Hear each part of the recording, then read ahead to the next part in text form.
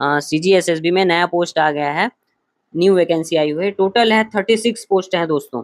Total कितने post है? 36। नमूना सहायक की 30 पोस्ट है, इसका पे लेवल 4 रहेगा। जितना भी पोस्ट है उसका पे लेवल 4 है और एक ही एग्जाम दिलाना है। लैब असिस्टेंट का 3 पोस्ट है और लैब असिस्टेंट फूड निरीक्षण में भी 3 पोस्ट है। औषधि परीक्षण और फूड निरीक्षण दोनों में 3-3 पोस्ट है। नमूना सहायक में 30 पोस्ट है दोस्तों।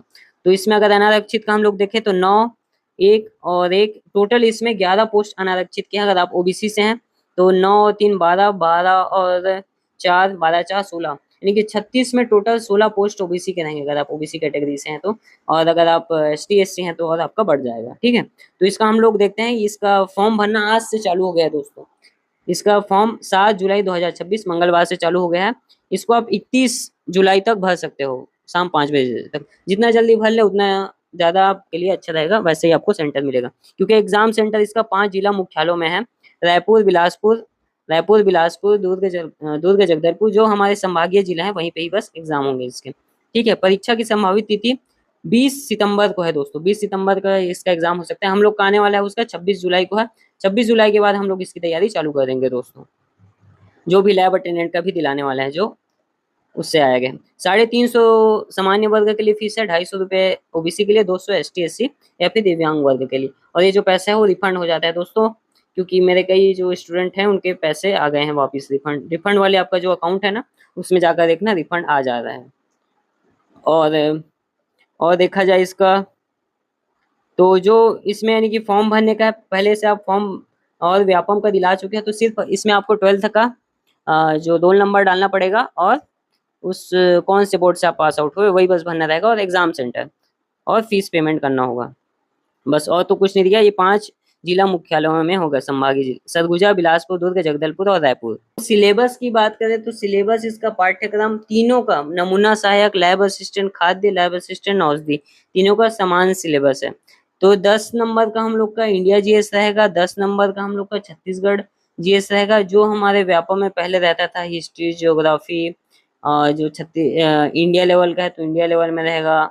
जो पहले जितना रहता था करंट अफेयर वगैरह सारी चीजें वही रहेंगी, लेकिन इसमें मार्क्स का डिस्ट्रीब्यूशन अलग है। 10 नंबर का CG इंडिया GS, 10 का CGGS, 10 नंबर का रीजनिंग और मैथ से भी रहेगा। ठीक है, मानसिक योग्यता और गणितीय कौशल भी पूछा गया है तो इसमें मैथ्स का पोर्शन भी रहेगा।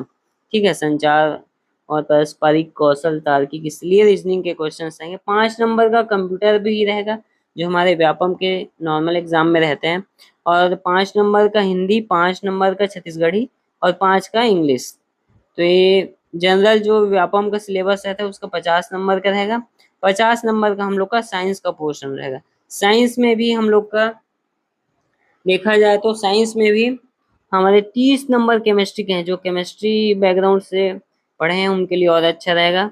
और 10 नंबर फिजिक्स रहेगा, 10 नंबर बायोलॉजी, यानी कि 50 नंबर का GS व्यापम का देख लिया जाए तो 50 नंबर का साइंस। ठीक है, ये हमारा सिलेबस रहेगा। तो आप अभी से तैयारी में लग जाइए। अगर आप 17 जुलाई की 26 जुलाई का जो इन्वायरमेंट डिपार्टमेंट का होने वाला है उसकी तैयारी कर रहे हैं तो आप हमारे चैनल में जाइए। मैंने फिजिक्स जो साइंस का पोर्शन है 70 मार्क्स का आने वाला है उसमें, तो इसी को हम लोग ज़्यादा टारगेट करना है।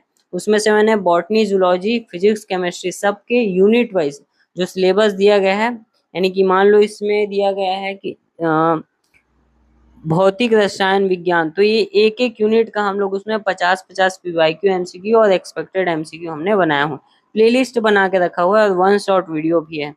तो आप प्लीज़ जाके देख लीजिए उसको, अगर आप ये 26 जुलाई वाला एग्ज़ाम दिला रहे हो तो। थैंक यू, और आज ही आप फॉर्म भर लीजिए।